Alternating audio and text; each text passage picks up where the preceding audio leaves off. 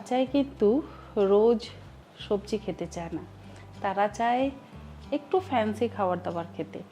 আর আমরা মায়েরাও চাই ফ্যান্সি হোক, আর তার মধ্যে অল্প বিস্তর যদি একটু সবজি দেওয়া যায় তাহলে আমরা মনে করি যে অবশ্যই খাবারটা একটু স্বাস্থ্যকর হবে। আজকে আমি আপনাদের সঙ্গে আবারও একটি স্বাস্থ্যকর রেসিপি শেয়ার করছি, তাহলে দেখে নেওয়া যাক আজকের ভিডিওটি।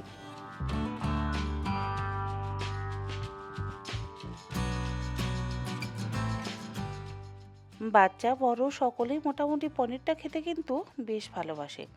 আপনারা যে কটা ফ্র্যাঙ্কি বা রোল বানাবেন সেই অনুযায়ী পনিরের পরিমাণ ব্যবহার করবেন। এখানে আমি ব্যবহার করেছি 200 গ্রাম পরিমাণে মালাই পনির। মালাই পনিরের স্বাদটা কিন্তু বেশ ভালো।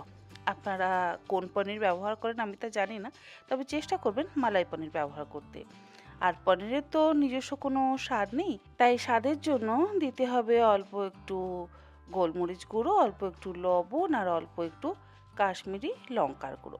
কাশ্মীরি লঙ্কার গুঁড়োটা শুধুমাত্র রঙের জন্যই ব্যবহার করা হবে। আপনারা যে যতটা পরিমাণ লবণ, গোলমরিচের গুঁড়ো আর কাশ্মীরি লঙ্কার গুঁড়ো দিতে চান ততটা পরিমাণ দেবেন। আমি খুব অল্প অল্প পরিমাণে এই মশলাগুলো ব্যবহার করলাম। এরপরে সমস্ত কিছু একসাথে ভালো করে মাখিয়ে নেবেন।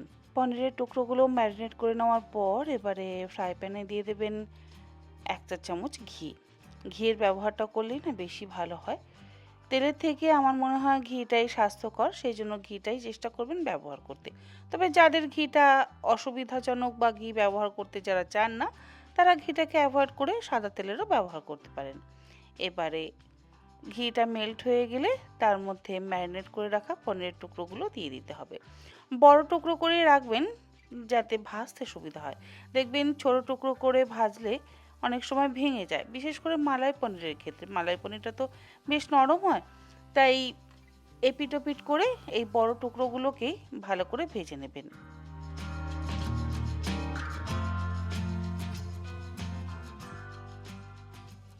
আচ্ছা, পনির কিন্তু কখনোই বেশি ভেজে ফেলবেন না। পনির যদি আবার একটু বেশি সময় ধরে ভেজে ফেলা হয় না, তাহলে কেমন একটা চিউই ভাব চলে আসে।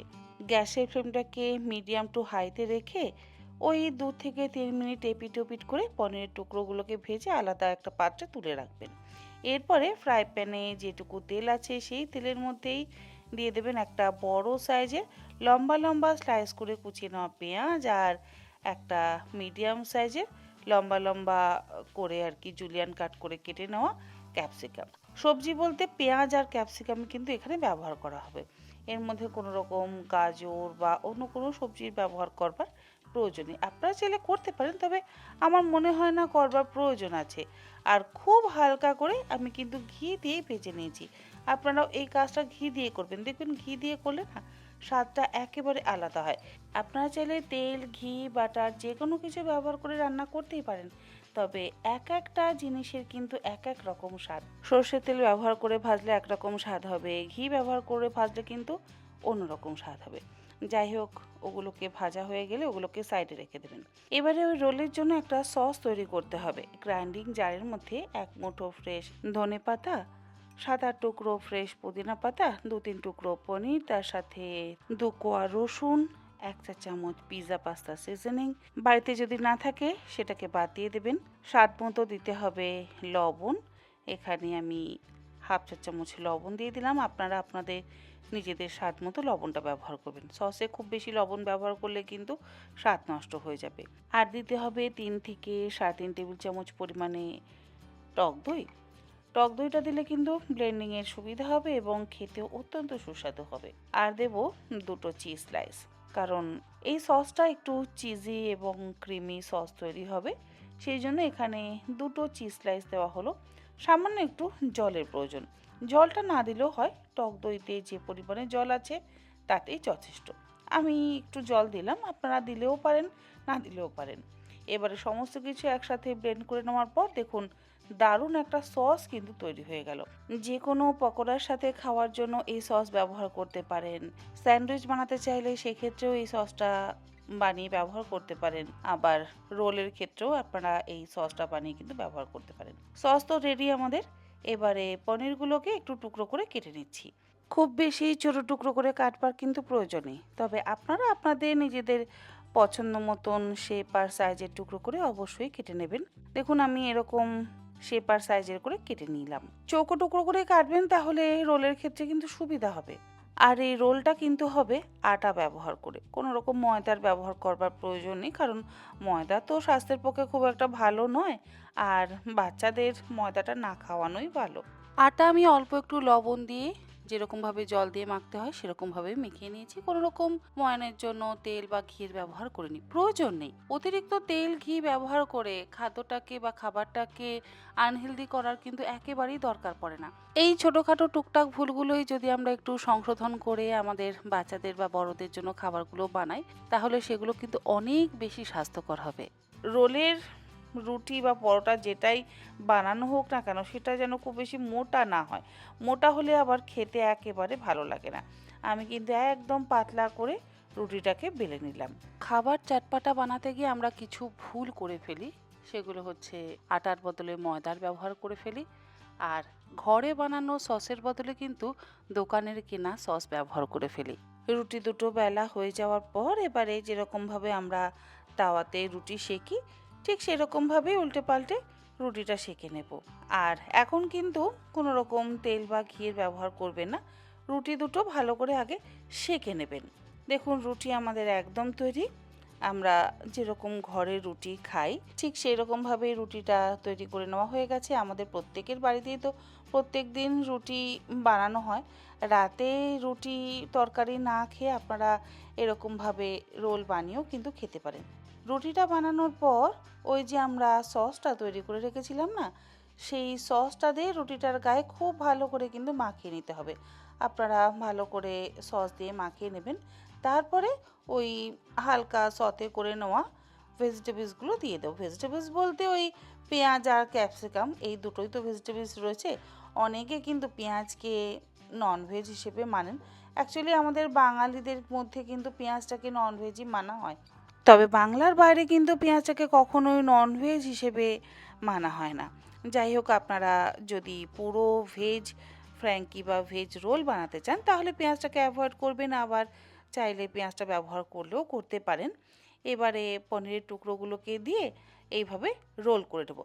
পেছন দিকটা একটু মুড়ে দেবেন, আর দুটো সাইড দিয়ে এইভাবে মুড়ে দেবেন। তাহলে কি হবে, পেছন দিক থেকে কোনো রকম ওই পেঁয়াজ, ক্যাপসিকাম বা সস কিন্তু বেরিয়ে আসবে না। আরও একটা করে আমি দেখিয়ে দিচ্ছি। দেখুন রুটির ওপরে সসটা ভালো করে মাখিয়ে নেওয়া হয়েছে, তারপরে পেঁয়াজ আর ক্যাপসিকামটা দিয়ে দেওয়া হলো। আর সসটা যে খুব বেশি পরিমাণে দেবেন তা কিন্তু একদম নয়, অল্প পরিমাণেই দেবেন। তারপরে পনিরের টুকরোগুলোকে দিয়ে প্রথমে কি করতে হবে, পেছন দিক থেকে ফোল্ড করতে হবে। আর পেছন দিক থেকে ফোল্ড করবার পর দুটো সাইড ফোল্ড করে নেবেন। রুটি কিন্তু একটু বড় সাইজেরই করতে হবে। ছোট সাইজের রুটি করলে এই ফোল্ডটা করা কিন্তু সম্ভব হবে না। আর পনিরের ওপর থেকেও একটু করে সস দিয়ে দিচ্ছি, যাতে খেতে আরও সুস্বাদু হয়। দেখুন পেছন থেকে আমি মুড়ে নিলাম। এবারে দুটো সাইড দিয়ে এইভাবে ফোল্ড করে দিচ্ছি। এতে কি হবে, কোনো রকম সস পেছন দিক থেকে পড়ে যাবে না, পনিরের টুকরো পেছন থেকে পড়ে যাবে না, আবার ক্যাপসিকাম, পেঁয়াজ যেটাই আপনারা ব্যবহার করেন না কেন সেটা কিন্তু পড়বে না। আর টুথপিক দিয়ে আটকে দিলাম। এবারে ফ্রাই প্যানের মধ্যে দিতে হবে আরও একটু ঘি। খুব অল্পই ঘি ব্যবহার করবেন, বেশি তেল ঘি ব্যবহার করবার প্রয়োজন নেই। তারপরে এই রোল বা ফ্র্যাঙ্কি যেটাই আপনারা বলেন সেগুলোকে একটু সেঁকে নেবেন। আর আমি এখানে গ্রিল প্যান ব্যবহার করেছি। গ্রিল প্যান ব্যবহার করলে কি হয়, বেশ সুন্দর রুটির ওপরে বা রোলের ওপরে এরকম দাগ দাগ আসে, দেখতে ভালো লাগে। সেই জন্য গ্রিল প্যানটা ব্যবহার করেছি। এমন নয় যে গ্রিল প্যানেই এটা করতে হবে, গ্রিল প্যান ছাড়াও করা যায়। বেশ চারিদিকটা উল্টে পাল্টে ভালোভাবে সেঁকে নিলেই তৈরি দুর্দান্ত স্বাদে রুটি রোল। আমি জানি না আপনারা এটাকে কি বলবেন, আপনারাও নাম দিতে পারেন। আমি এটাকে রুটি রোল বলবো। আর চারিদিক থেকে একদম সুন্দর করে কিন্তু হালকা করে সেঁকে নেওয়া হয়েছে বা ভেজে নেওয়া হয়েছে। ঘিয়ের ব্যবহার যথেষ্ট কম।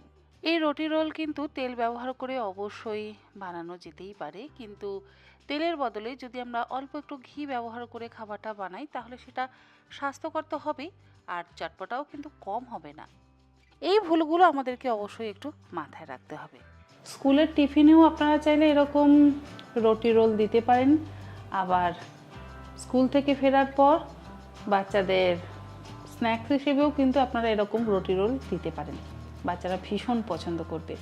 আমরা স্কুল থেকে ফিরে ভাত ডাল তরকারি খেতাম বা মাছের ঝোল ভাত খেতাম, এখন বাচ্চারা কিন্তু একেবারেই স্কুল থেকে ফিরে সেই মাছের ঝোল ভাত খেতে চায় না, তারা একটু এরকম ফ্যান্সি খাবার দাবার খেতে চায়।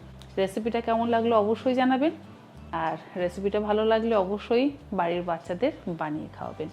এবার আমি একটু খেয়ে দেখি যে আজকের এই রুটি রোল কেমন তৈরি হয়েছে।